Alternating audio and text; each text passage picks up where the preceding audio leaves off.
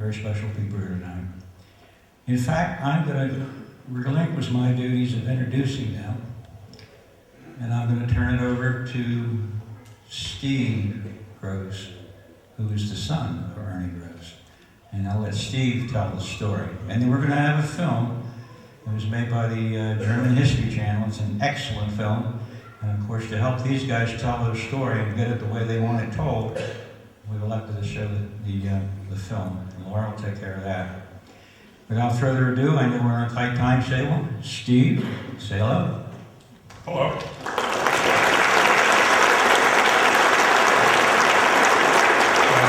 Thank you all for coming.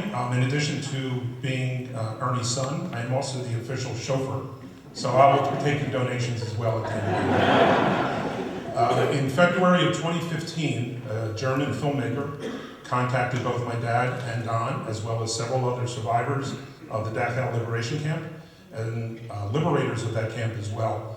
And he was interested in doing a documentary for the 70th anniversary of the liberation, which happened in April of 2015, and he wanted to come over to the US and he wanted to interview these guys and get their stories. And what he did is that he then took those interviews and interwove them into the history of World War II, essentially from the beginning until the liberation of Dachau. After he did all those interviews, he then made the very generous offer and asked us whether or not we'd be interested in coming to Germany for the premiere of that video. And since we're not idiots, we all accepted it. Most of us accepted it. And we spent a week in Munich, and we spent April 29th, 2015 in Dachau itself. So the documentary you're going to see is mostly the interviews as well as the history of the World War II.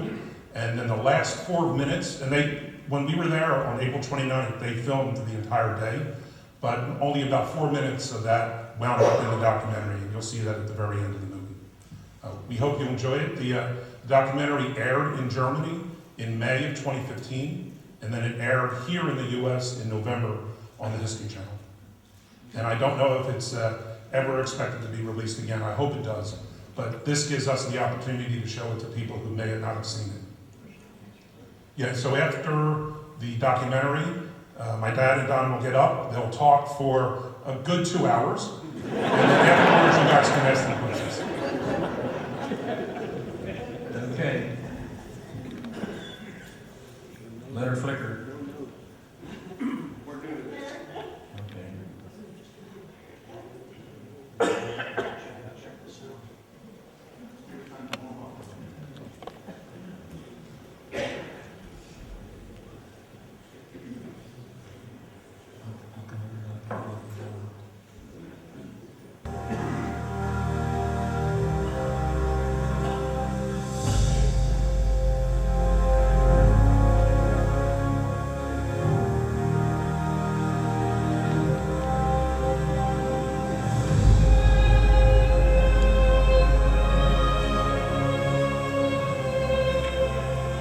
Don't forget the day when you opened the kettle wagon and you freed me. And I didn't have the power to go to your feet and kiss your shoes. Because I was weak. That's never necessary. I will go down and I'll kiss your shoes. Please do not do that. This was my big. You owe me nothing. God bless you. No, God bless you.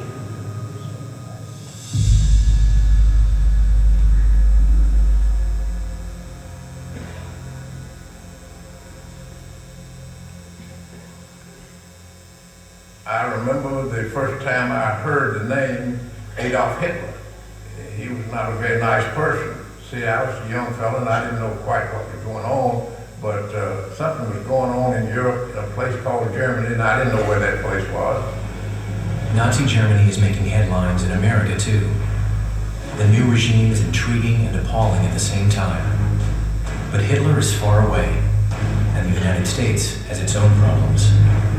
Adolf Hitler was a sin, and of course he hated Jews, and that used to make our local newspapers Hitler is leading an obsessive war against the Jews. Anti-Semitism becomes official state doctrine. 500,000 German Jews are systematically robbed and displaced from society. A vast majority of the Germans simply look away. They position themselves with the regime. Critics and Jews have only one option: to escape. My dad came over and said, Herman, you cannot stay in this country. You have to leave immediately because they're picking up young men your age. I was 17 years of age. They're picking them up on the street and they're sending them to Dachau. Dachau, the very definition of terror. The concentration camp is set up only weeks after the Nazis' rise to power. From the outside, re-education camp for political opposition. In fact, a training ground for totalitarian violence, and a blueprint for all other concentration camps to come.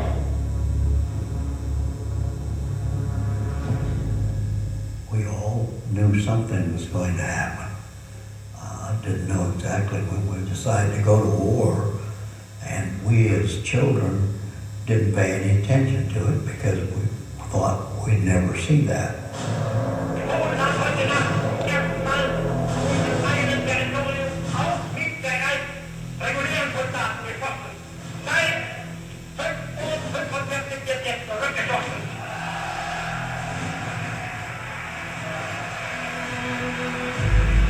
September 1st, 1939, Germany invades Poland. World War II breaks out. Europe in flames again. Ben Lesser is 11 years old when he witnesses the first hours of the occupation in Krakow. The truck pulled up to our building early in the morning, around 5 a.m., and they came running in, pistol whipping everybody. In their hands, they were holding sacks, and they were yelling to us to throw in all our valuables. And we were being beaten up at the same time. The German army is followed by SS, special task forces, and police. These killing units were acting on Hitler's orders under the Wehrmacht's consent. If you failed to obey all of their rules, if you forgot to wear the Star of David, or if you didn't have your ID on you, they simply shot you on the spot. 3 million Jews live in occupied Poland, branded with the yellow Star of David, fair game for the Germans, and bereft of any protection or rights.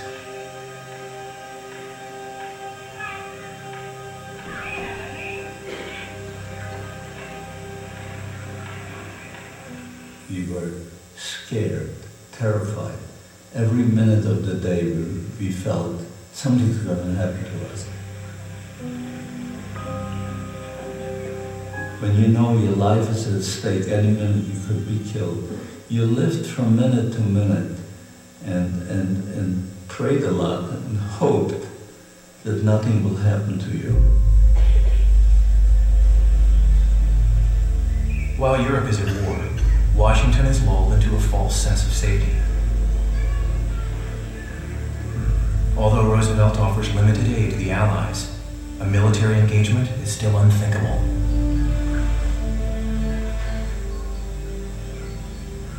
I had been to Sunday school downtown in Franklin, and between Sunday school and church we had a little break. So we, teenagers, like 16 years old, we walked around the corner to the drugstore, and the man behind the counter got our attention. Said, be quiet, and we stopped, and he turned the radio up, and we heard for the first time that the Japanese had bombed Pearl Harbor. The United States of America was suddenly and deliberately attacked by naval and air forces of the Empire of Japan. December 7th, 1941, a day of infamy. Hitler's ally, Japan, conducts a surprise military strike against Pearl Harbor in Hawaii. More than 2,000 die in the attack. America declares war on the Japanese Empire. Only a few days later, Hitler declares war on the USA. The European conflict turns into all-out global war. When we sat there and heard that, we put our unfinished coats down and walked out of the drugstore without saying a word. The first number is serial number 158. Franklin D. Roosevelt becomes the leader of the free world. 50 million men are sent for their physical. 10 million eventually drafted. One of them is Donald Greenbaum from Philadelphia. I really was a rah-rah kid in those days. Here we had an enemy, and myself and all my guys, we all wanted to go in. I couldn't wait to get into the Army. After years of foreign policy isolationism, the whole nation is galvanized. Everyone is enthusiastic about the war. I was still 16 and a half, but I really wanted to make sure that I was part of that effort, and I registered as 18 and just changed my birth date by 2 years. And at that age, you wanted to be part of defending America, what we wanted to be. We were proud to be an American. Among those gripped by enthusiasm for going to war is a German-born Jew, Hermann Cohen. In 1939, he and his family had managed to escape from Nazi Germany to the United States. I was very, very excited at the time, and I couldn't wait until I got into the American Army. Occupied Poland, springtime 1942. Killing squads hunt down Jews. They are rounded up and killed by the thousands. During this time, Ben Lesser becomes a witness. When they came into an apartment with their boots, they were knocking on the floor and they could tell if there was any space where people could hiding.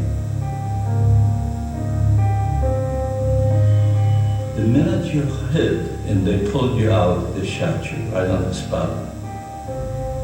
Orgies of violence and arbitrary rule are the hallmarks of German occupation. When it got quiet, we decided to come out. Dead people laying on the floor all over, pieces of human beings, torn apart by the dogs. And there were people going around with push carts and picking up these bodies and placing them on the push carts and pieces of bodies, and they would pile them up. And these educated, civilized Germans would pour gasoline over these people and have a bonfire.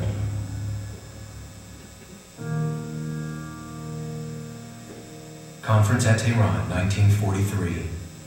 The anti-Hitler coalition has formed. Stalin, Roosevelt, and Churchill are already planning the division of Germany. Reports of the mass murder of the Jews have already reached the heads of state. But stopping the atrocities is not a stated military objective. We had no idea what was happening over there. When I went in the Army, we still had no idea. All we knew was that Germany was taking over Czechoslovakia and Poland, and they're trying to rule the world, and they were our enemy. And the Jewish topic never came up. Ben manages to escape Nazi-occupied Poland. He finds refuge with his family in Hungary. The atrocities against Jews in the neighboring countries still seem far away here. I knew what's happening. People were being shot and taken away and killed. And I explained it to these people. I mean, it didn't bother them. This will never happen in Hungary because Hungary is an ally of Germany. So why would they occupy Hungary? That's out of the question. Some 800,000 Jews still live here themselves, believing to be safe from persecution. Hungary has so far refused to support the mass killings. In March 1944, the German Wehrmacht occupies their former Axis partner. The grace period for Jews is over. And I said, Daddy, we could run away like the Polish Jews ran away from Poland. We could run away to Romania. And from Romania, we could go to Cyprus, to England, to Palestine. We could go to many places because we had money. And my father was so ultra-religious, he never did a step in his life we ought to ask a rabbi. He said, stay here, we will survive here, you don't go. It's Joshua who proves to be right. Hungary sees the final chapter of the Holocaust. They told everyone we're all relocated to Germany, and in Germany they will all live together. The children will be cared for, go to school, and the older people will be cared for. And then they marched out to the rail station, and there were the cattle wagons ready to collect us. May 1944. The deportations begin.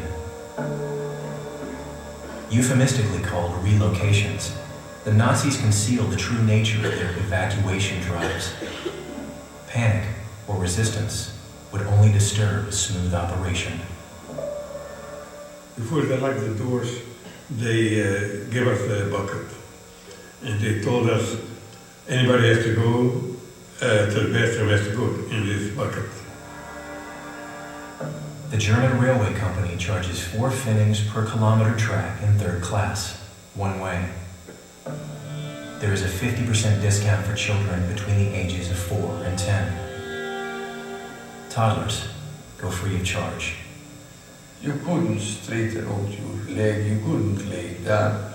All the young children, crying.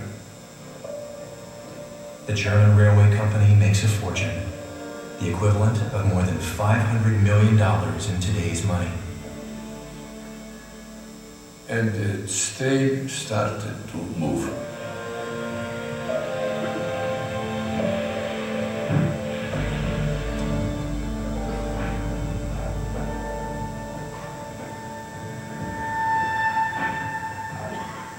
At first, the people were ashamed,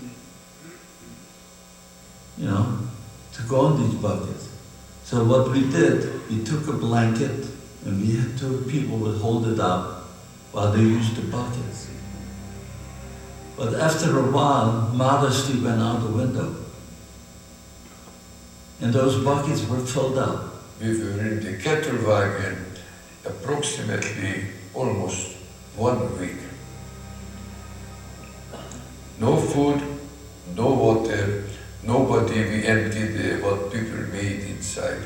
Children, old, young, sick, many died, they were staying there.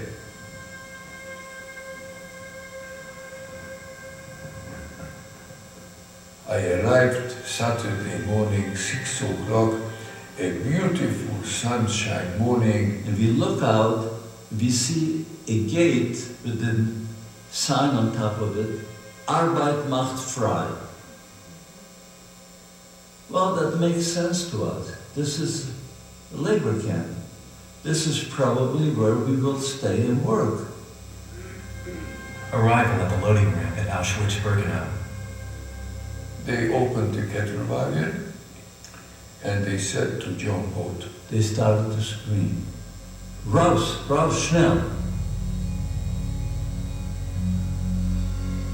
They had inmates with the striped clothes yelling in every language, Hungarian, Polish, Yiddish, leave everything where it is. All your belongings, leave it right there. Do not pick it up. Prisoners who've been here help the new arrivals. One of them establishes eye contact with Ernie Gross. And one of them was on the platform there. I saw him looking at me quite a few times.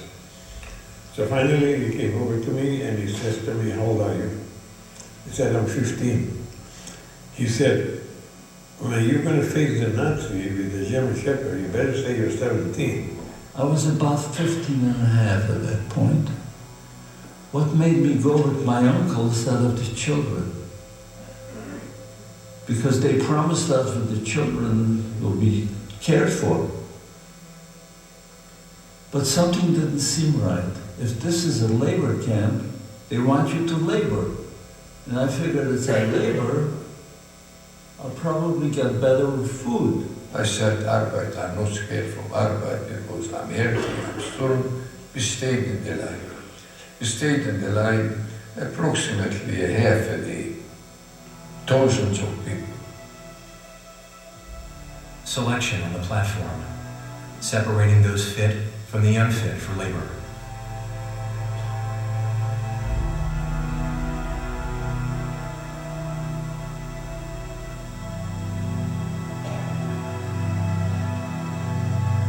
We're getting closer to the Nazi, and the German Shepherd scared me even more than the Nazi because he was looking at me. My two brothers right away told me to the right, they're going to go to a labor camp. When my turn came, I saw him scanning my face and looking me over, and then he asked me how old I am. If for some reason he didn't want to come back, I was like choking. And I hardly said 17, and he didn't understand me. So he asked me again. And I decided I better stand straight and strong. And I told him, I'm 17. Ernie Gross is separated from his parents. Before he asked me anything, I stretched myself up and I saluted him. And I said, 18 Jahre alt, gesund und arbeitsfähig. I'm 18 years old, I'm healthy, and I'm capable of work.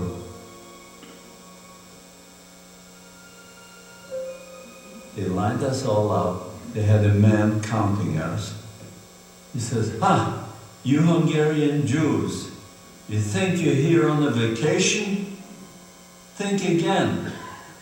You see those chimneys, those ashes?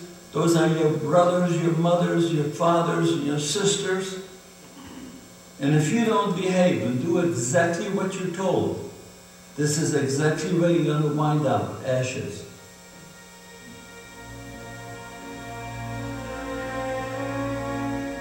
My mother and my sister, they went left. And I want to go left too. Beat me up like a dog. Terribly they beat me up. Once, twice, or 3 times. And the last thing, a dog jumped on me and threw me down on the ground. And then I said, Joshua, don't be smart. You go where they tell you. Then I went right. Those unfit for work are kept waiting. Under the false pretense of taking them to the showers, they are herded into the gas chambers and killed. Their bodies are burned in the crematorium. When I heard it, my blood curled. I couldn't believe what just happening. How, this is hell on earth. How is this happening? This is not the Middle Ages, it's the 20th century. How is this possible? My sister, my little brother, ashes.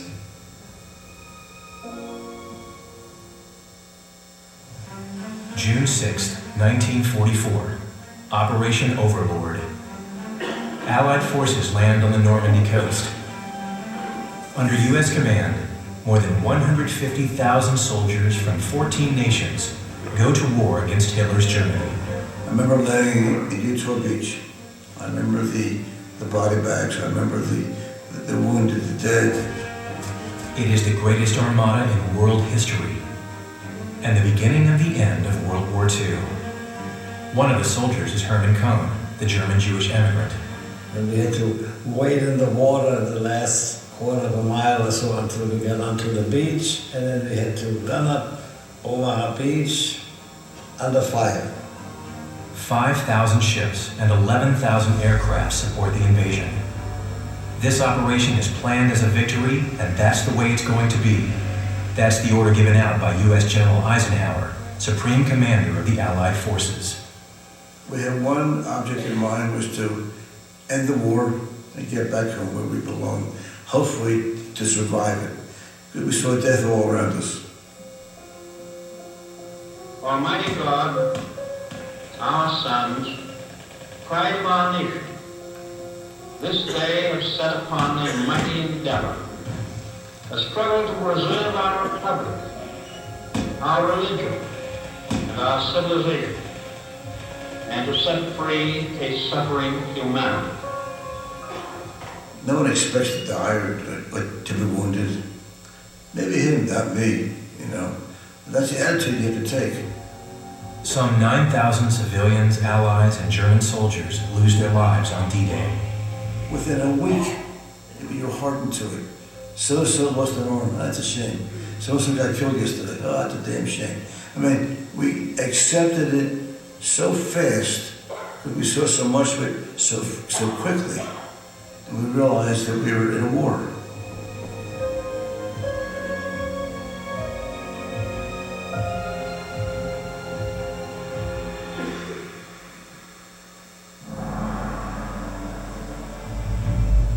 Pressing forward through France, the GIs take tens of thousands of Germans prisoner. An important source of information for the Americans. And some have an open score to settle. And we had tens of thousands of German prisoners of war. I walked through the camp, and the first guy I see, guy in an SS uniform, and he has a strip, Adolf Hitler Leibstandarte, which means Adolf Hitler's personal private guard. I said, you come with me. I took the son of a bitch to the outskirts of the camp. I gave him a shuttle. Was soll ich tun? Ich sag, jetzt grab. Du grabst eine Latrine nach der anderen. Now as a foreign observer, this is something that I kind of volunteered for. I had a choice of carrying a 60-pound radio on my back and receiving instructions from a foreign observer up front, or being the guy up front and riding in a Jeep with a driver. Well, I chose the Jeep, the driver. And so I had to walk with a 60-pound pack on my back.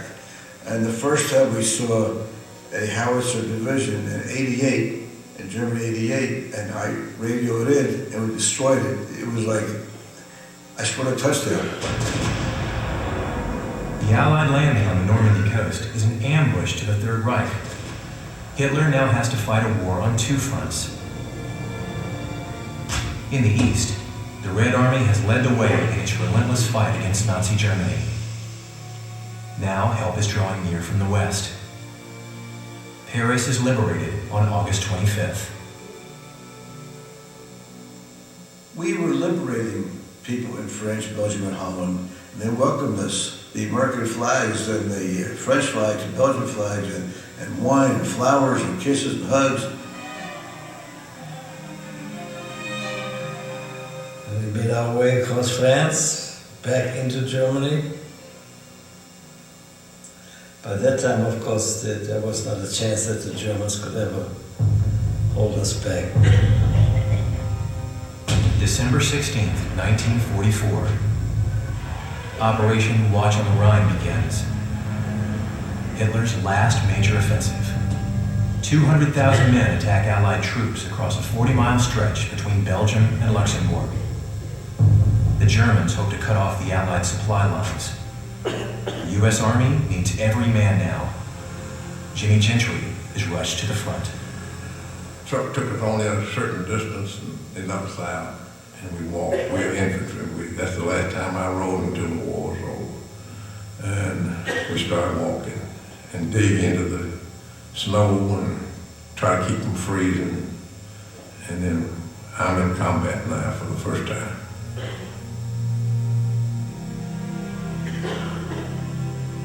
The farm boy from Tennessee keeps his faith.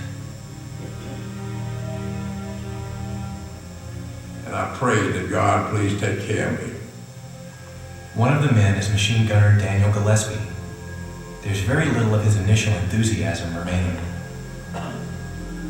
I experienced all kinds of things that would discourage you from wanting to be in the Army, but full knowledge that you were in the Army and you were going to stick it out. The troops are undermanned and not prepared to fight in the densely forested Ardennes. We would walk 5 yards apart until we ran into opposition. You always had the first scout out front, and actually you didn't want to be a first scout because he was killed first. And when he was hit, we knew that we'd run into the enemy. The Battle of the Bulge will go down in U.S. history as the biggest land battle ever fought, when 100,000 U.S. soldiers lose their lives. Eventually, the Allies managed to force the Germans back. So many of my buddies were called into the front line and never made it back. As the Allies make advances in the West, the industrialized murder continues in the East. In Auschwitz, thousands are killed daily. A place without time and space. I didn't know where I am. I didn't know why I'm here. It looked like I was exiled from a world where you work and you have fun and you eat, and condemned to a world in the camp that can't go anywhere. Life in Auschwitz is nothing but abuse, cruelty, and slave labor up to the point of exhaustion. For many, there is only one way out: suicide. Dead bodies are left hanging on the electrified fence until the early morning hours. In the morning, I used to run to the back door because I know that 6 o'clock they disconnect high voltage. Then the couples gave an order who wants to bring them back. When I brought them back, the first thing was I opened the bed. All the time I find food. It was soaked on urine, soaked of human waste, soaked of fuel of lice, I don't know, 100 lice or 500 lice, who cares? I cleaned it in my pants or in their pants, the dead person, and I eat it right away, because an other prisoner would come and rub it away from my hand and from my mouth.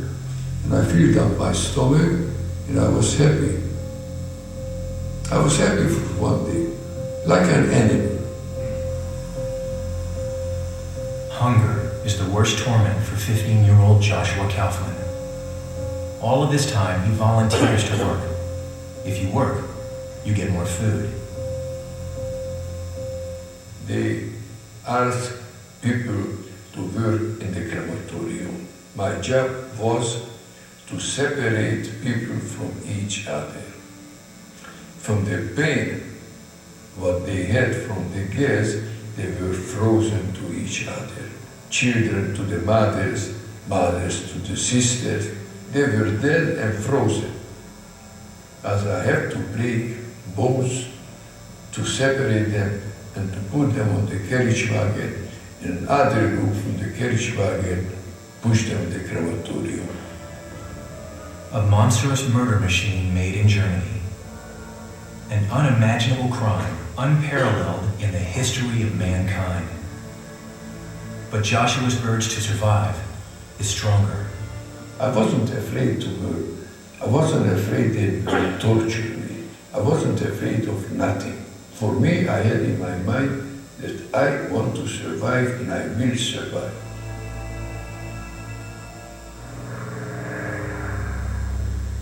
Germany is under a hail of bombs. In the east, the Red Army is pushing towards Berlin. In the west, there's no stopping the Americans and their allies. Prisoners from Auschwitz fit for work are moved to Germany. Ernie Gross is one of them. He is sent to do forced labor in one of Dachau's many subcamps.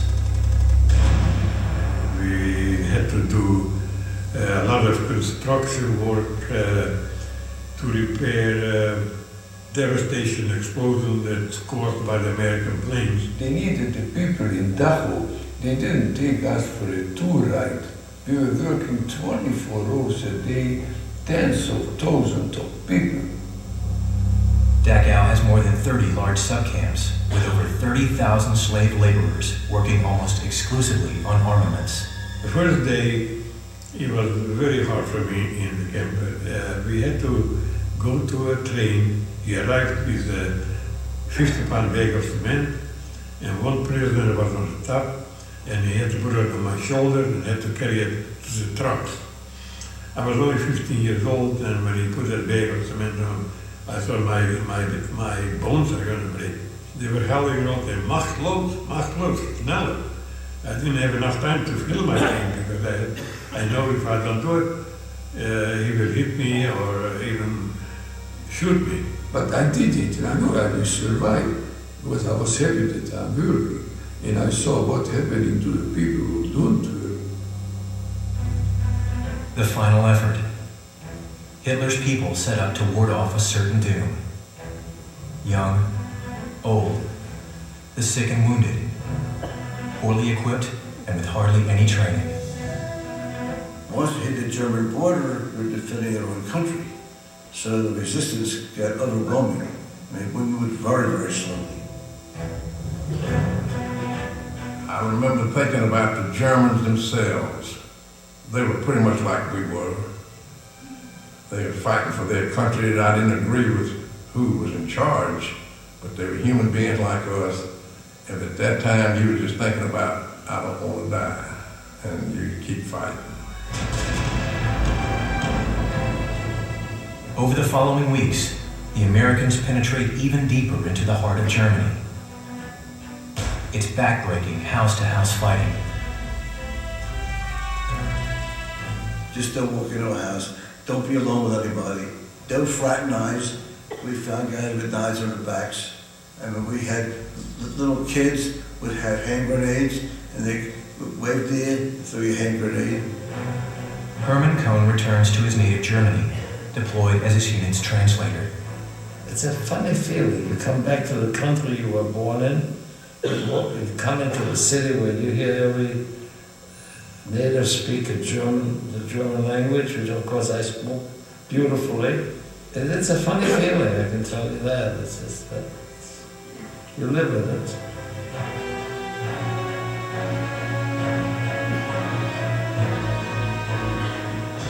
And we're told that a supply depot called Dachau.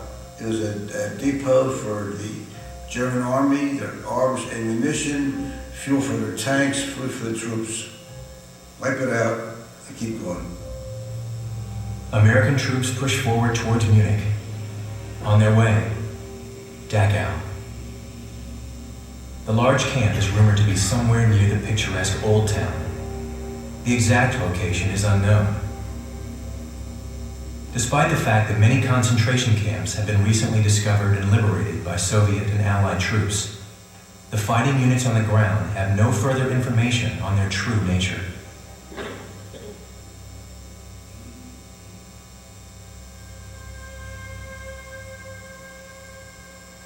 We came upon something I didn't really know what it was. Didn't anybody know what it was. It was some sort of a camp. It was a big wall, high wall, and I said, gosh, what is this? Terrible smell. A stench. You can smell it for miles. We were in front, and the first reaction is, what's that horrible odor? Where's that odor coming from? I said, Smitty, what is that odor? He said, man, I don't know, it's awful.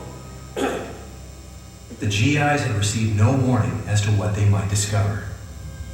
Someone said, oh, I think the Germans must be using some sort of gas to salvage the war, and that's what this is. We passed a number of trains. We go down and go around the end car to get into the gate, and that's where we found dead bodies. The smell that we smelled, it smelled so horrible, came from the bodies of the human beings. Arms and legs no bigger than a broomstick. See ever raising their body. The death train. An evacuation transport from Buchenwald concentration camp. Thousands of dead bodies in more than 40 boxcars. They traveled 3 weeks without water, without food. I remember asking my squad buddy from New York, who are these people? He said, they're Jews. Why? We just couldn't figure why. Why? What's the reason for this? And all the guys in my outfit were stunned, were shocked. Some of the cars hadn't been opened, and when you opened them, the smell would knock you down. We had a couple of guys that just threw up from the smell.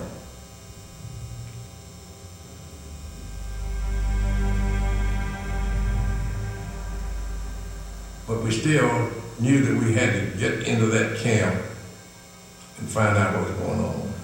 So we just kept moving.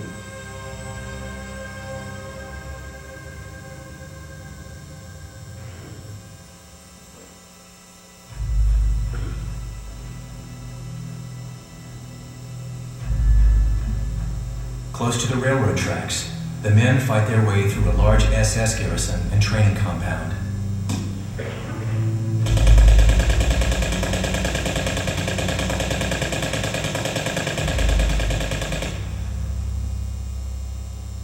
One member in my platoon murdered some Germans, the guards.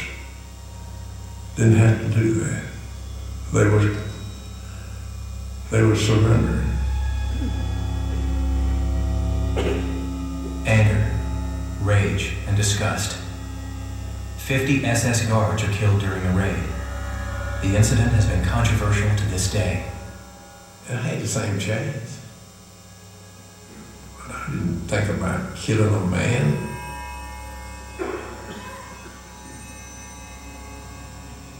I know that our company would not allow Jewish guys to go as prisoners, because I volunteered. Because I'd let them go, then I'd shoot them.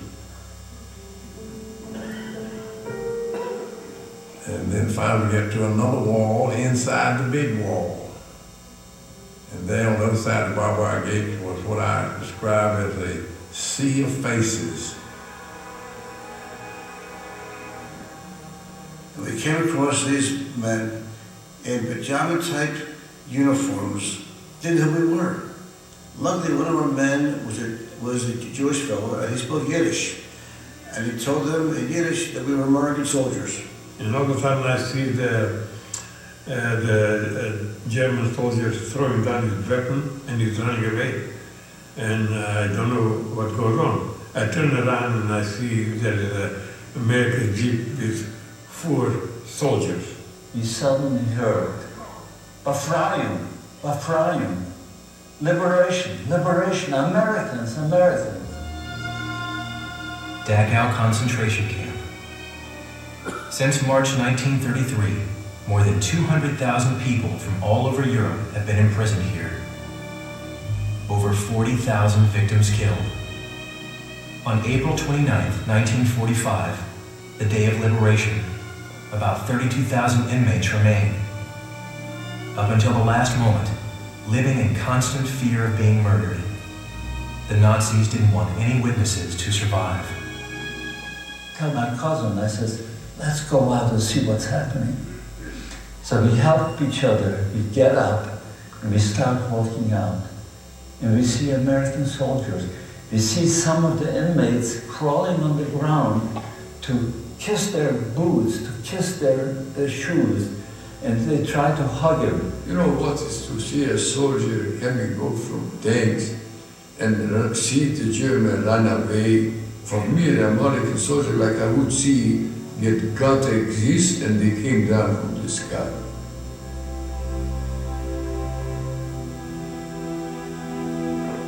The last minute was between dead and to be alive.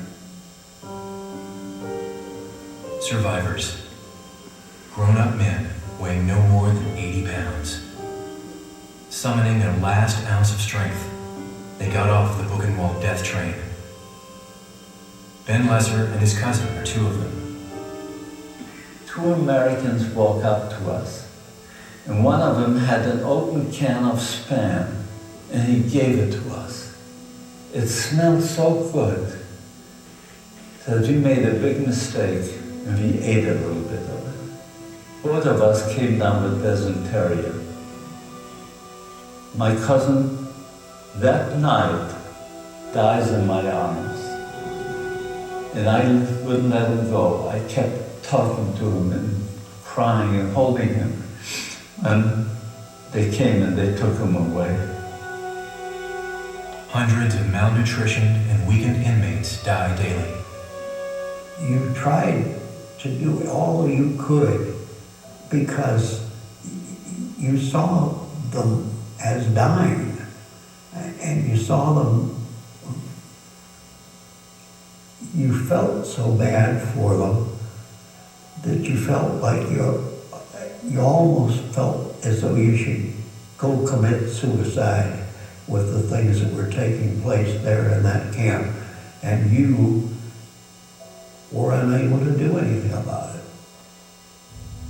Dachau's infamous gate, bearing the Nazis' ironic slogan, "Work sets you free," gets opened.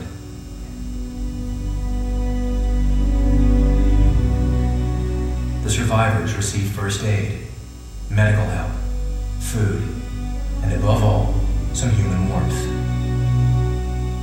Joshua Kaufman is brought into a hospital.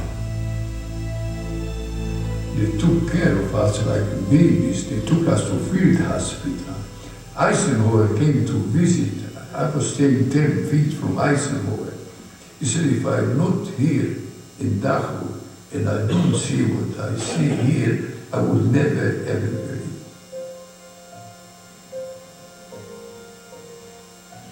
The Americans called the survivors the Walking Dead.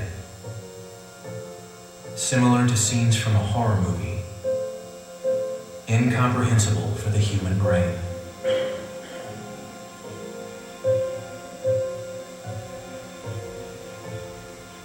My unit was outside of Munich, and somebody came running and said, we just liberated Dachau.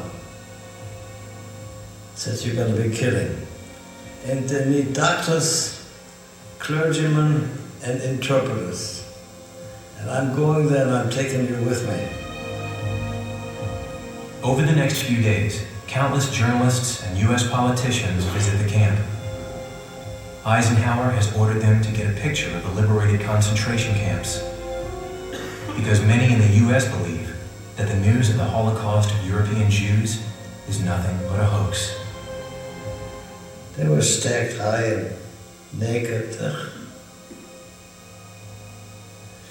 Terrible, just terrible. And I remember just before we left, they marched into the camp, a bunch of the citizens of Dachau. And they made them look at what we saw. Mass murder, right next door to where they live.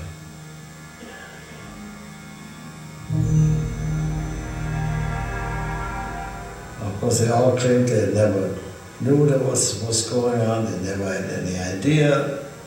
And even so, they were citizens of Dachau, the town of Dachau. They were not aware of all this stuff. I can hardly believe that, but who knows? We are not entirely guiltless, we the Allies, because it took us 12 years to open the gates of Dachau. We were blind and unbelieving and slow, and that we can never be again. We must know that there can never be peace if there is cruelty like this in the world, wrote war correspondent Martha Gellhorn from newly liberated Dachau.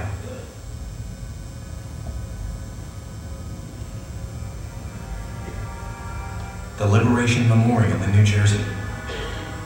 The statue portrays an American liberator with a Holocaust survivor. Their bodies are joined, as if they were sharing one heart.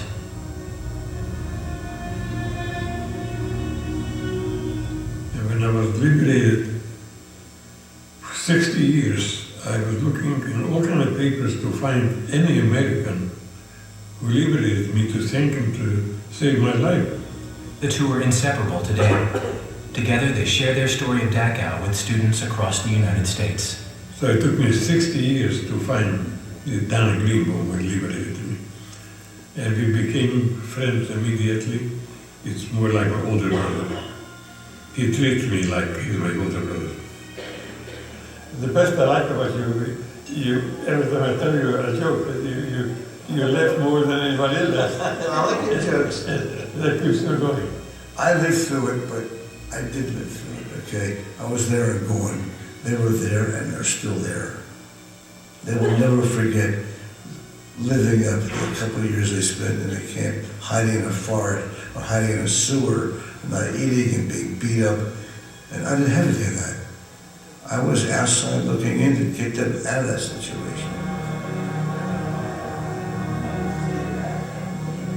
If it weren't for the liberators and for America, I wouldn't be here today. Because I was only one day away from, hours away from death.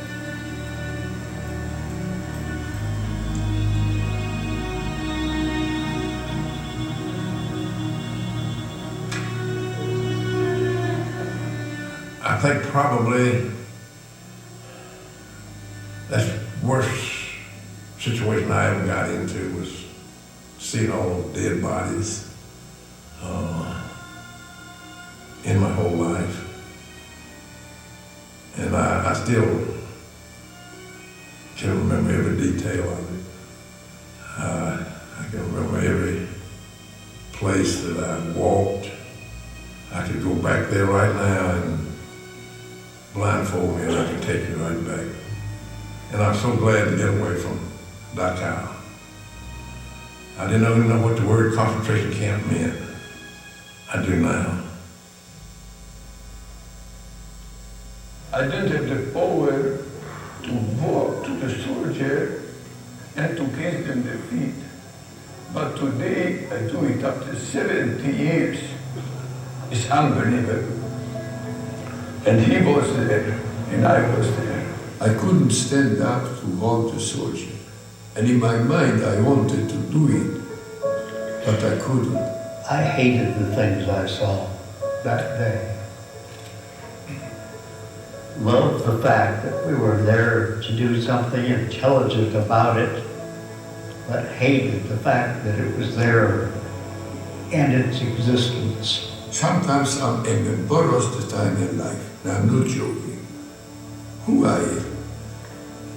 From 100 people of my family, 5 will survive for what? I'm his youngest daughter, Alexandra. I just want you to know that I would never be here if you didn't do what you did. So thank you from the bottom of my heart. On behalf of me and my siblings and my mother and all the generations to come. Thank you very much. When I first saw those people and how they were treated, it was the first time I thought being a soldier is a definite something that is good.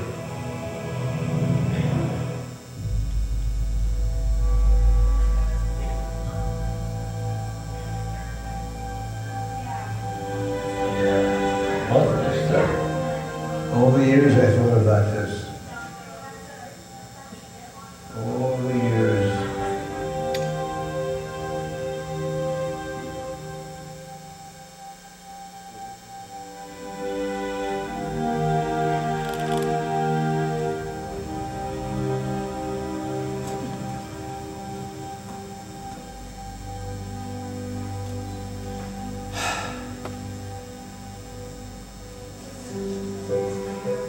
April 29th, 2015. Dachau Concentration Camp Memorial Site. Survivors, liberators, and their families return. 70 years after the end of the war, they face the past.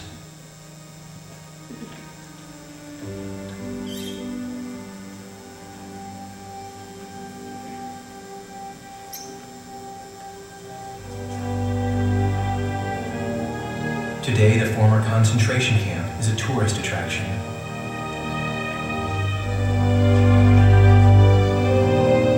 I'm 90 years old. I will not be around in 10 years to tell my story.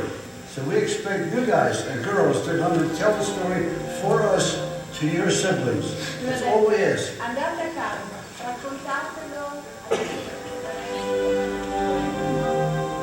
The young students are honored to meet the witnesses.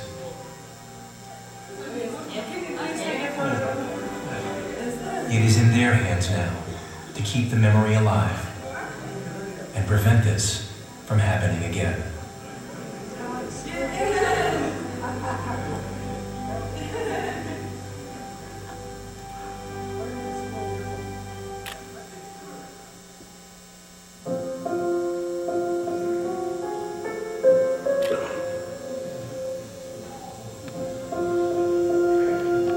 That since the documentary aired in 2015, unfortunately, two of the members of the documentary have since passed, Daniel Gillespie and Herman Comey.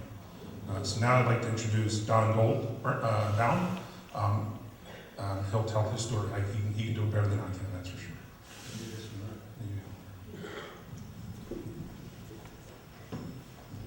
For those of you who missed dinner, it was a great dinner. We really enjoyed it. So, I'm ready for the cook. I met her. It was a great chicken pot pie. I sat down tonight in a great crowd. The most amazing thing happened to me, which hasn't happened to me in 50 years. Sitting beside me was Ed Brady, who was where I was on April 29th, 1945, at Liberator. Ed, where are you? Right here. He's one of your guys. He's one of your guys.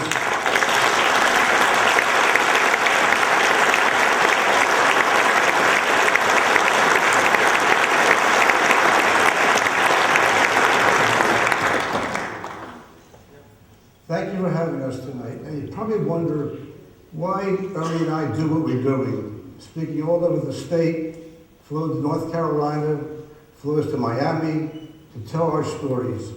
The reason for it being that next Friday, I'll be 92. Ernie will be 86. Thank you. In 10 years, there'll be no one left to tell our story.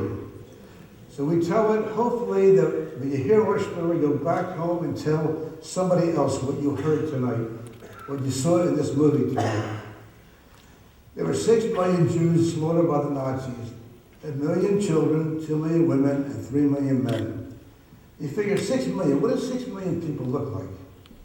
I visualize a Penn State, Ohio State football game. There were 105,000 people watching that game. Maybe 400 walking in the band, the cheerleaders having a great time, wonderful, happy people. Multiplied by 60, they get 6 million. That's the generation that we lost, 6 million people. And now we tell our story. You're going to hear my story. I was 18 years old, out of high school 10 days, was sworn to the United States Army to a 105 howitzer artillery division. We were 3 companies, 12 howitzers, and I was trained in first of all, we were at Fort Rucker, Alabama, 3 months. Ended up in Fort Sill, Oklahoma, and I became a forward observer. And what's a forward observer? Those of you that don't know, my job was to go ahead of the enemy with Smitty, my driver, locate the enemy, and radio back to the artillery to hopefully destroy the enemy. That's what we did. We landed in Utah Beach after the invasion, and for 236 continuous days we were in combat. Every town we liberated, every country, Holland, France, Belgium, as we hit Germany, we hit the real resistance at that particular time. Going in there, we were liberating these little towns, and you saw the movie, they loved us. The flowers and kisses and wine was great. Hit the German border, things are very tough. It was mile by mile. Unfortunately, on November 9th, 1944, I was wounded and sent to a hospital. I earned my Purple Heart, which I'm very proud of. I was sent to a rehab hospital for about 3 weeks, and then sent to Paris for R&R, take a little relaxation and recreation. And unfortunately, after 3 or 4 days, we got a call. Any man that can walk was called back to their outfit to carry a gun.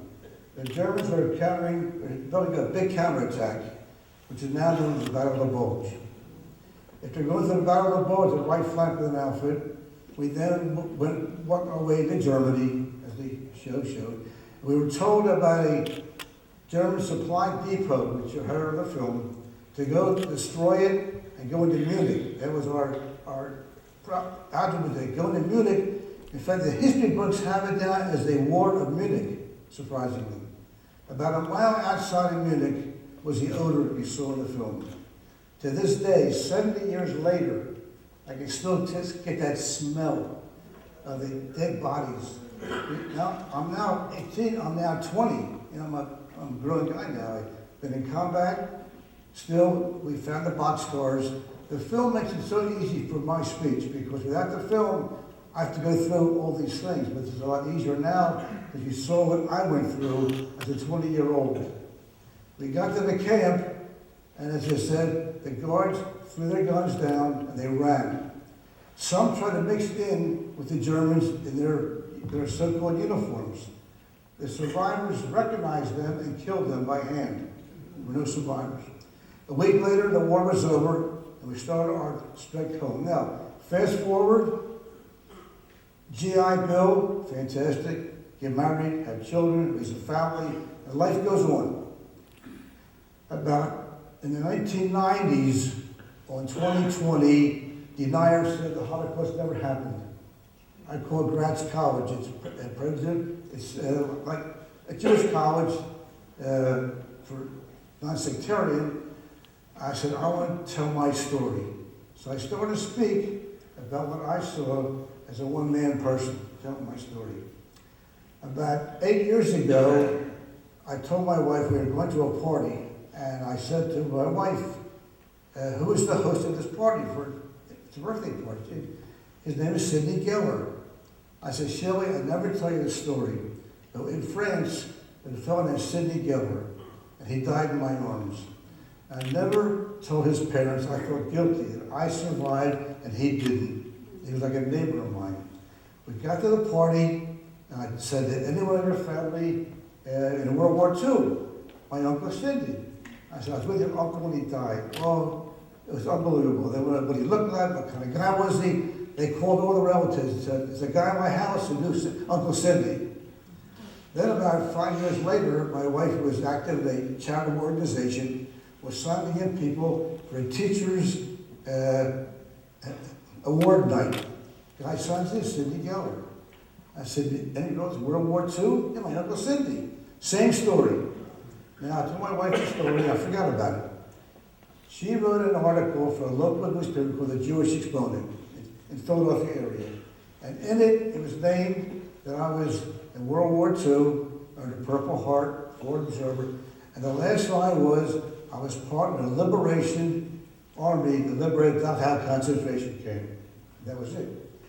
About a week later, I got a phone call. The guy says, there's a man in our congregation, in our synagogue, who is a survivor of the same camp. He'd like to meet you. So my wife and I got in the car, and we met this guy for lunch, had a great lunch, and Ernie Gross is the guy. We've been doing this for the last 8 years. And it's my pleasure to give you living proof of what you saw in this room tonight.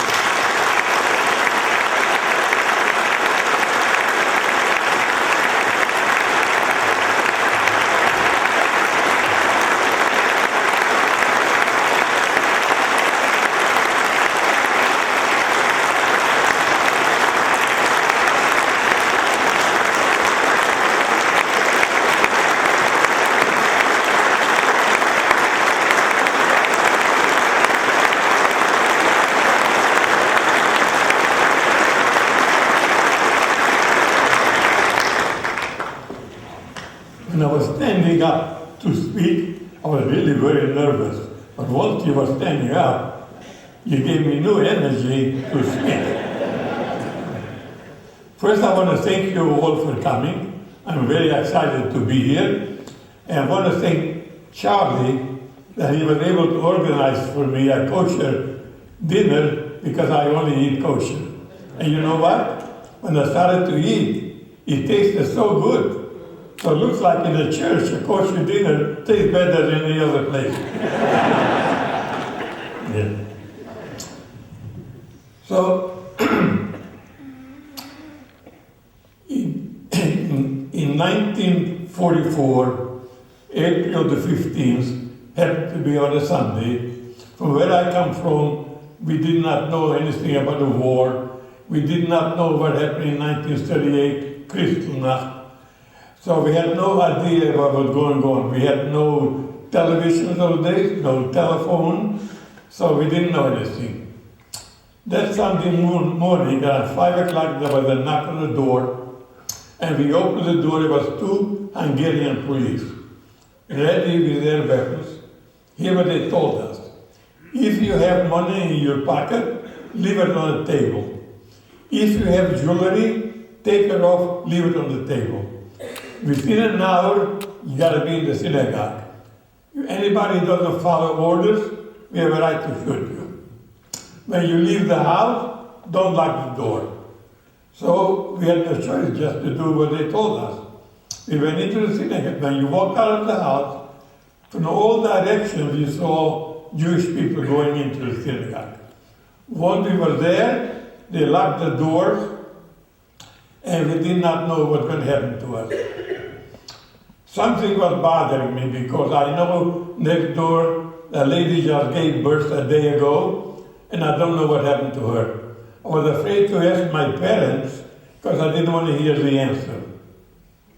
After 3 days, we were happy the door opened because we no longer had any air there because there was no plumbing, no electricity, so somebody had to go to the bathroom, had to find a corner, and it was very smelly. What we didn't know, there's horse and wagon waiting for us to go into them, to go into a ghetto deep in Hungary. The houses were already empty, from the Jewish people already went to Auschwitz. We were there for about 3 weeks, and after that the train came. It was a cattle train, and we went to the wagon as many people as possible. It was standing room only. Before they locked the door, they gave us a bucket. Anybody has to go to the bathroom has to go in that bucket. I don't know how many days it took to get to Auschwitz, but once we arrived there, they told us if you have any luggage, you are not allowed to take it out from the wagon, and we have to come out and stay in a long line. Out of the commotion, didn't know where my parents were way ahead of me because my father was holding on to a younger child, and my mother was holding on to a younger sister. And anybody like that, didn't matter how young you are, automatically you went to the left. And there was a Jewish prisoner working there, and I asked him, what's happening when you go to the left? And he said to me, you see those 2 buildings? They're going to go into the first building, they're going to tell them to get undressed, they're going to take a shower. Instead of shower, gas came, and they died immediately, and then next building was a crematorium, and they're going to get burned there. Then he says to me, look up in the sky. You see how dark the clouds are? The sun cannot get through it. It's going to be your parents. My 2 brothers were in front of me. They heard the same thing. As soon as they gave me that information, for some reason I cannot tell you, it just vanished from my mind.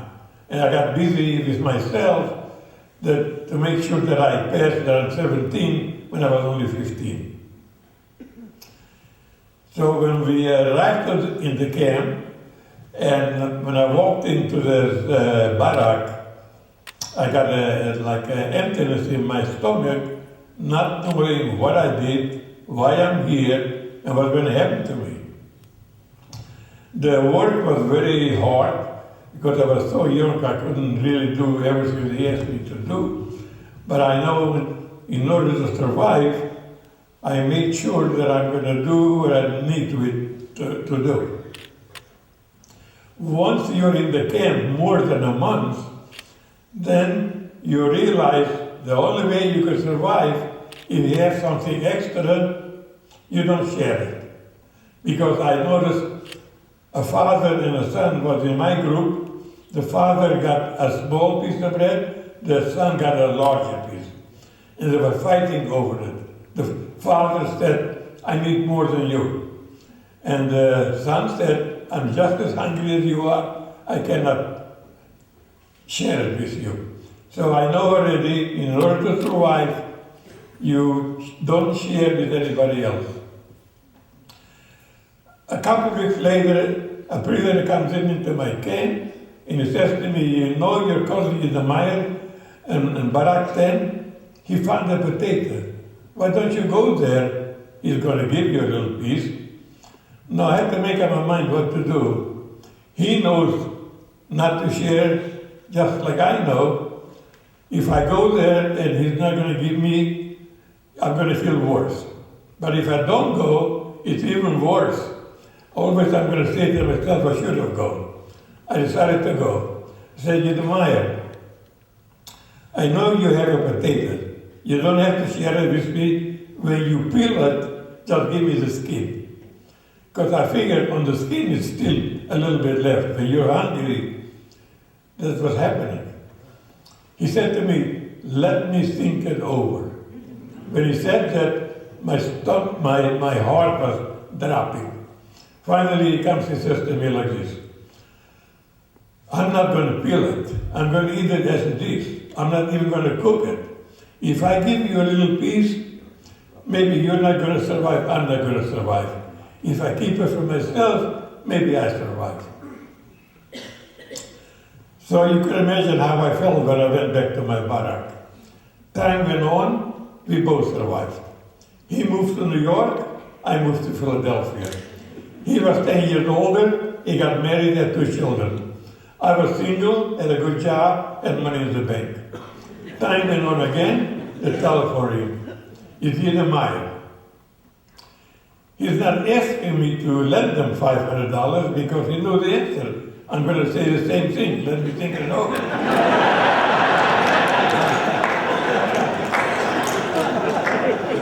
He said like this, if you don't lend me $500, in a month I'm going to be evicted with my wife and 2 children. Now I have to make a decision what to do. Then I remembered that the Hebrew word is called tzedakah. It has 2 meanings. The first meaning is, if you could afford it, you have to give charity. You have to say to yourself, isn't it better that you're able to give than somebody to give you? Isn't it better for you to help somebody to help you? You have to do it. Then I said to myself, you know what? You don't take revenge on somebody. You don't try to get even. If you're able to help, you got to do it. You have to forget what happened yesterday. How could I let him go out on the street when he has a wife and 2 children? I said, okay, then I'm going to send you the $500. You have to remember, early in the 1950s, $500 was like now $5,000. And I said, I'm going to make it easy on you. You only send me $25 every month. For 3 months, the money came. The 4th month, I called him up, said, Mr. Meyer, you remember the agreement? He said, one of my children got ill, and I had to pay the doctor. I don't have left for you. Time went on again, I called him up, different excuses. I said, you know what, Mr. Meyer? I forgive you the loan. So that's what you have to do. And the second meaning of tzedakah is, you got to be nice to each other. We all come from the same place. It doesn't matter how you look. It doesn't matter one has more than the other. We have to try to get along with each other. That will make it a better world. If some of you have a hard time to understand me because of my accent, not my fault. When I came over here, I didn't have it. I got it here.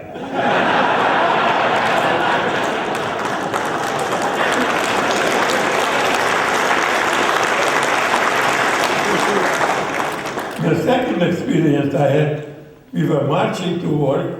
On my right was a man. He said to me, you know what? If I survive, I'm not going to believe in God anymore. I said, why? She said, 2 days ago, I had a son and a wife. Now I have nothing. How could God do this to me? The man on my left said, I never believed in God. If I survive, I'm going to believe in God. So because God was in my mind, that night I dreamt about God. I dreamt that I'm in a room with no windows. It was someplace in the air. And I couldn't get used to this kind of air. That I felt like sneezing all the time. But I'm not going to sneeze in front of God. But suddenly, God sneezed. I didn't know what to say. It's a good thing I woke up. When I was a young man, I grew up very sad, like I never laughed. I remember when I went to the synagogue, I heard him saying, "Here comes the boy who never laughs." So I made up my mind when I was liberated that I'm going to make at least 10 people laugh. So I don't know whether it was 10 here, so I'm going to tell you a very short joke, and maybe that's going to make people laugh. It's about these two elderly ladies. They go to the park every day. They talk about their past. They even have their own bench. Time went on, they were getting older. More time went on, get more older. Finally, one lady said to the other one, "Lately, my memory is not that good. I forget names. Matter of fact, I forgot your name. Could you give it to me again?" The other lady said, "How soon do you need it?"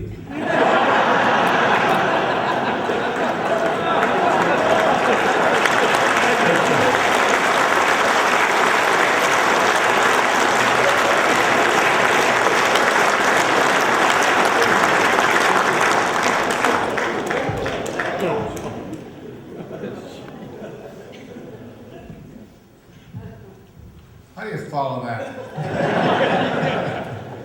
You guys are fantastic. Thank you so much. Thank you so much for being here. Thank you so much.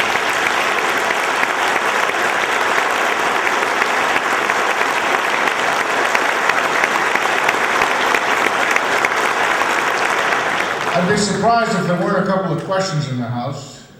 Anybody got a question? The farthest away goes first.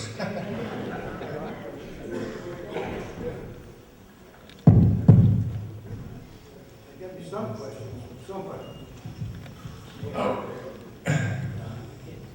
When you were in the camp, did you have any information as to how the war was progressing, or when you were liberated, was it a total surprise? No, we did not go, we did not know anything. As a matter of fact, there were 7 camps, and you were only in the camp maybe for 2 months to make sure we don't get to know each other and try to do something. So we never knew why we're here. We never knew when the war is going to be over. We just went from day to day, try to survive.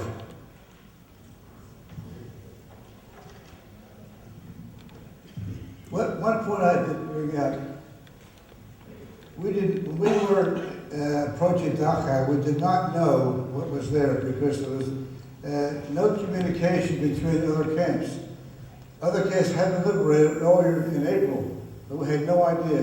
We never heard the expression concentration camp or death camp. So we're completely surprised. The guys in my outfit, it's unbelievable. The average age, like, I guess we were 20 at that particular time.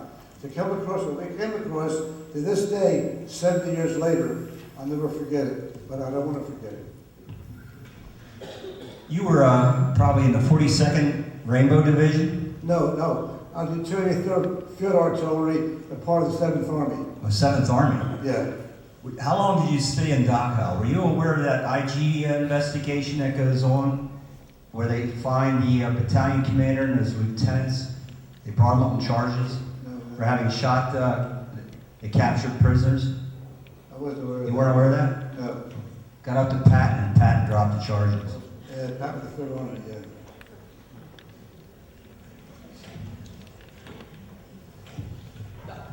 When you were liberated, how much did you weigh?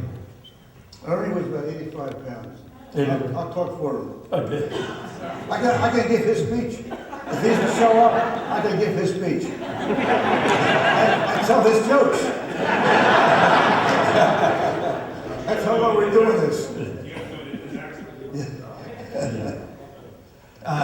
Yes, hi. I was wondering what your post-care was like after liberation from the camp, and how long did it take you, do you feel, to get healthy again? The minute I was liberated, I don't know what happened afterwards. All I know that I wind up in a sanatorium for, it's more like a convalescent home. And my two older brothers, I knew they're in a camp, but I didn't know whether they survived or not. And while I was there, they designated a room for people who want to go to services. So I remember one day I went to services and the door opened. It doesn't matter how you pray, you want to know who came in. So only one of my brothers opened the door. This is the only time in my life I was happy and sad. Happy to see him, and if he came by himself, I know my older brother did not survive. His name is David, and he was my favorite brother. I asked him, where is my brother? He said, I'll tell you later. So he told me later he died of starvation. Sir, how did you wind up here in the United States after the war? Anybody who survived the camp and he was under 21 years old and lost a parent had a chance to come to the United States. So I was liberated in 1945. It took me 2 years to come here. I came here in 1949. I arrived in New York. They signed up a social worker for you, and the social worker actually asked you, what city would you like to settle? I only know city of Philadelphia, so I told her Philadelphia. And my first experience, I only knew one word in English, ice cream. So I was getting $1.50 spending money. The first thing I went to luncheonette to get ice cream. So the waiter says, can I help you? I said, ice cream. She said, what flavor? I didn't know what that meant.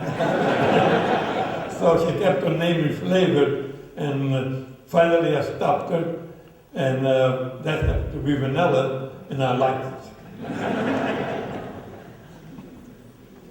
Hi. When I grew up in grammar school, one of my best friend's father was a medic who was one of the first medical teams that entered one of the concentration camps. I don't know if it was Dachau or not. And he often didn't talk much about the war.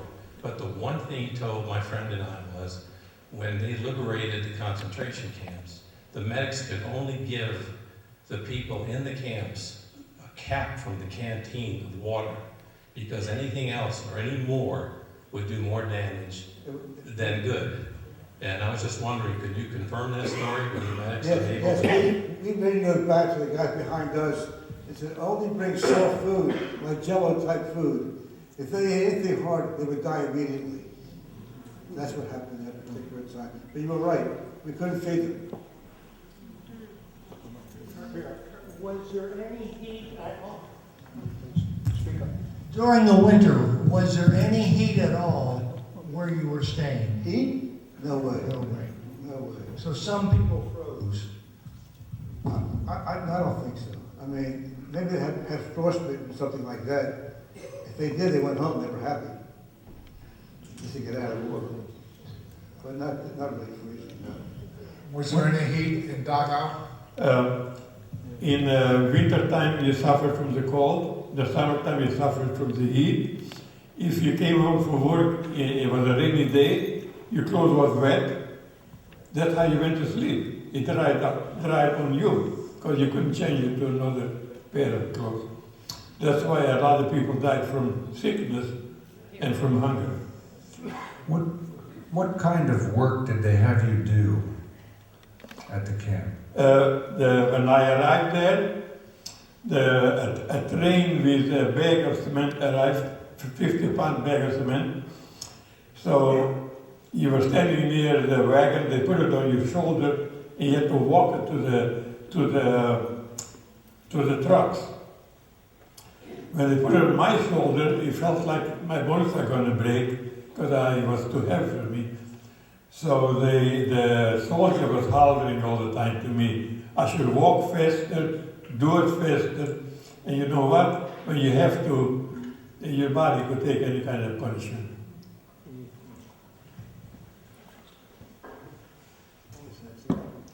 I also was a medic, and I came from New York. And our sense of humor is what really won the war.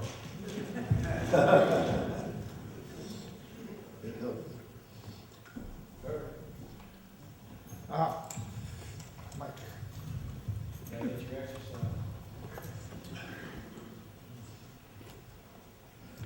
Thank you. I have just two quick questions. The first question is for both of our speakers tonight, each one of you. And I was wondering if, since the war's been over, if you had any occasion to talk to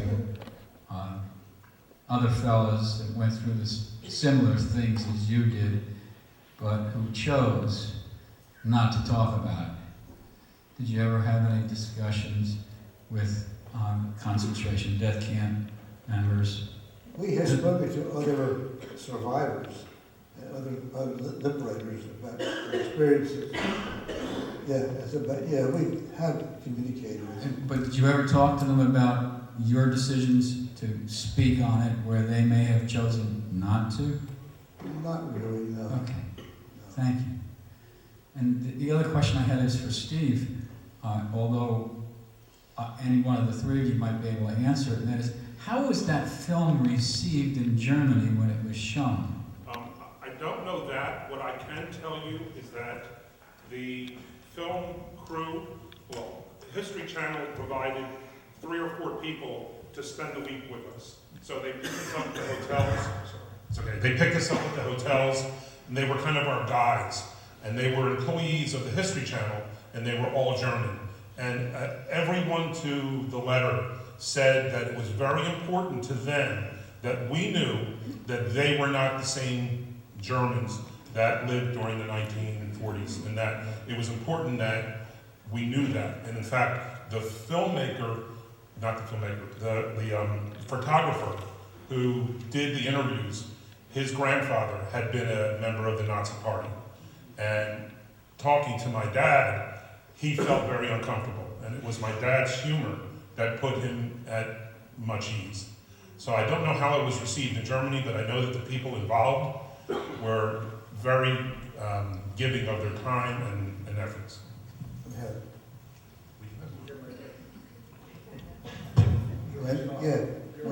When Manny came in to produce it to our apartment, my wife made dinner for the 3 of them. And during dinner, the one fellow did say, my grandfather was a Nazi. My wife said, I'm feeling, unfortunate. It was not unfortunate, but he admitted it. And we had a great experience. When we were in Dachau, I met a woman who was a school teacher. She had 2 children. And she asked them what their experience was, what they thought about the Holocaust. One said, I'm very embarrassed to know that my relatives were involved that part of the war at that time of the Holocaust. And the other one said, I'm not interested. So the 2 kids were brought to the same home. One had an opinion, wasn't interested, and one was very interested. So, when you think about it now, right now, ISIS is killing Christians all over the world, and nobody cares. And one thing that's on my mind, that never has left me, is that these German officers would go home at night and kiss their kids goodnight and have a great dinner with their wife, or go to a movie, knowing the next day he's going to go out and kill people he didn't know anything about. And it's been 70 years in my heart. I could never imagine how someone could do that, but they did it. And fortunately, most of those guys are dead now. But they'll never leave me. What part of Philadelphia are you from? I'm from Dr. Kimwood. Just outside Philadelphia. Yeah, I'm Al Sinwood. Al Kimwood, right. Sinwood. Anybody else?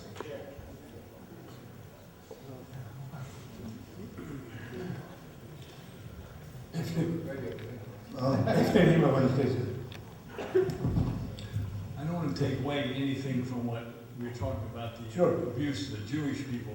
But the Germans, it wasn't all just Jews that they took. Oh, no, They gypsies. killed Russians, they killed, they butchered Russians, There were Polish. 12 million people were slaughtered by the Germans. 6 million were the handicapped, the sick, the prisoners, not much about it. Absolutely. We're 12 million and the world turned their heads. Other things to worry about. They were just naturally mean. You're right. The German people. Yeah, absolutely. We're 12 million. I want to say, excuse me? Speak. It's on you. Yeah. It's on you. I want to say something. Go ahead. Please.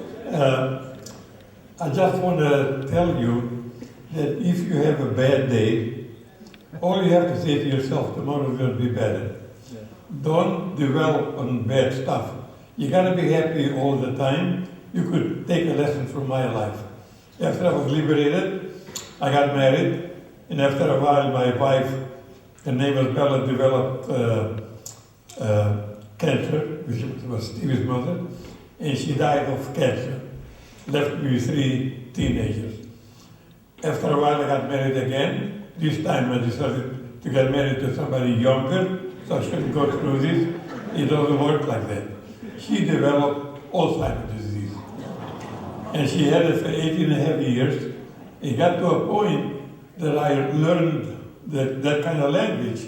I always knew when my wife wanted cake or she wanted water. I was able to, from her movement, not only her, in the nursing home, the whole table, I was able to help them what they needed. Because the whole floor was either Alzheimer or dementia.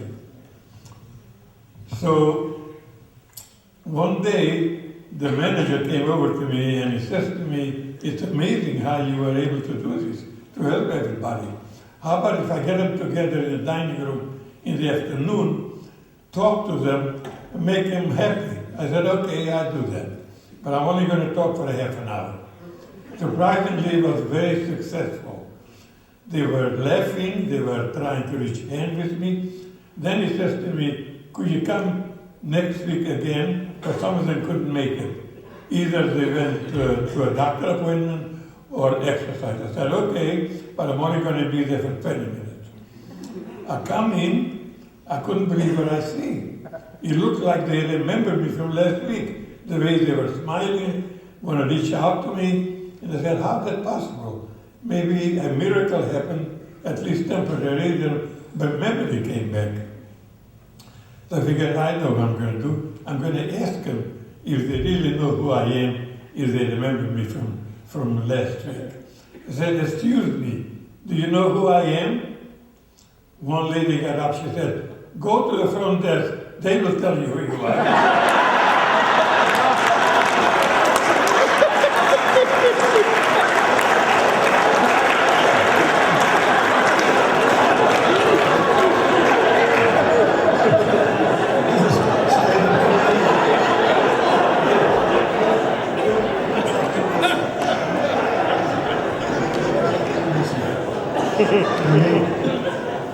Ernie?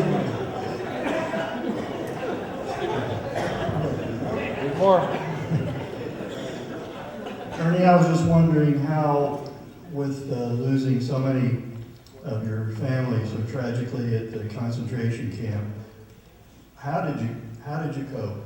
What kind of mental thing did you go through to cope with that? I was a Christian. How did you cope with the loss that you had In the camp. How did you cope with the loss? The loss? Yeah, the loss of your parents. You know, your body, it was like numb. You were able to take anything. Many times I got up in the morning, either the person to my left or to my right didn't get up. They died during the night. It was, your body gets used to this kind of stuff. You don't feel anything. Everything in your inside is like numb. The mind cannot think straight.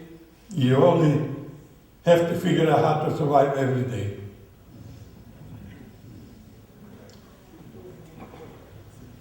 Well, I liked it better when you left us laughing.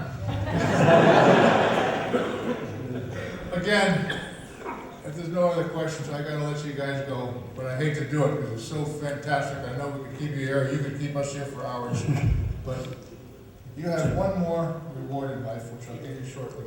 But I want to say thank you personally. Pleasure, pleasure. Don't go away. This is might be the highlight of the evening for you.